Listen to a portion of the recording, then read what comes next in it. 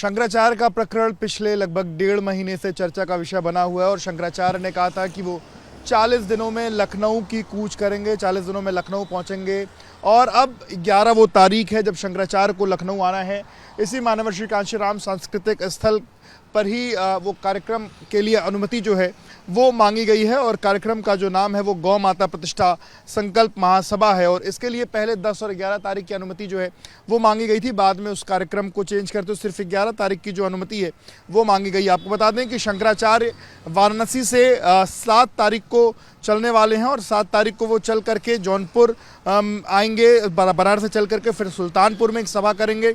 इसके बाद ही फिर रायबरेली में सभा करने के साथ से तो रात्रि विश्राम करेंगे। उसके बाद फिर शंकराचार्य 8 को वहाँ से चल करके मोहनलालगंज होते हुए, लालगंज होते हुए, अचलगंज होते हुए सभा करते हुए उन्नाव पहुँचेंगे और उन्नाव में जाकर के 8 तारीख को रात्रि विश्राम करेंगे। इसके बाद शंकराचार्य 9 तारीख को बांगरमऊ और बघोली में सभा करते हुए नैमिषारण्य जाएंगे, सीतापुर जाएंगे और वहाँ पर जाकर के सभा करेंगे। इसके बाद 10 मार्च 2026 को सिधौली और इटौंजा में सभा करते हुए लखनऊ आएंगे और 11 तारीख को दोपहर 2 बजे यहीं पर कांशीराम स्मृति सांस्कृतिक स्थल पर पहुंच करके गौ रक्षा के लिए एक धर्म युद्ध का जो शंखनाद करने का जो कार्यक्रम है वो करने की बात जो है वो कही जा रही है। आपको बता दें कि जिस तरीके से 18 जनवरी को हमने देखा कि जो मौनी अमावस्या का दिन था और उस दिन शंकराचार्य स्नान करने जा रहे थे, लेकिन तब उनका ये कहना है कि जिस तरीके से पुलिस ने उनको रोका और उसके तमाम अलग अलग जो वीडियोज़ हैं वो भी निकल के सामने आए, जब उनके बटुकों के साथ मारपीट जैसी स्थिति थी वो भी देखने को मिलती। उसके बाद फिर शंकराचार्य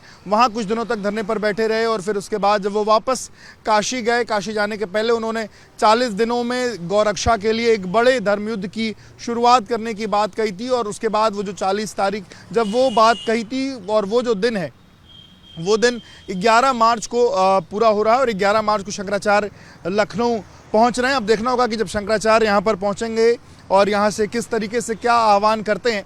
उनकी जो टीम की तरफ से यहाँ की जो परमिशन के लिए अनुमति है वो डाल दी गई है। हालांकि पुलिस प्रशासन इस बीच में किस तरीके से क्या रवैया रखता है वो तमाम चीज़ें भी देखनी होंगी।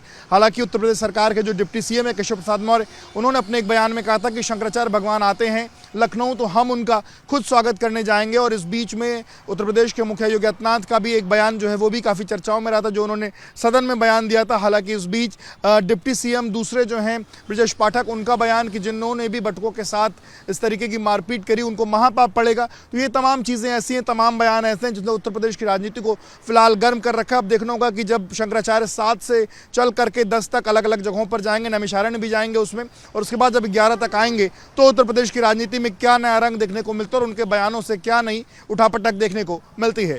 कैमरामैन फैसल पठान के साथ विवेक राय, बीपी न्यूज़, लखनऊ।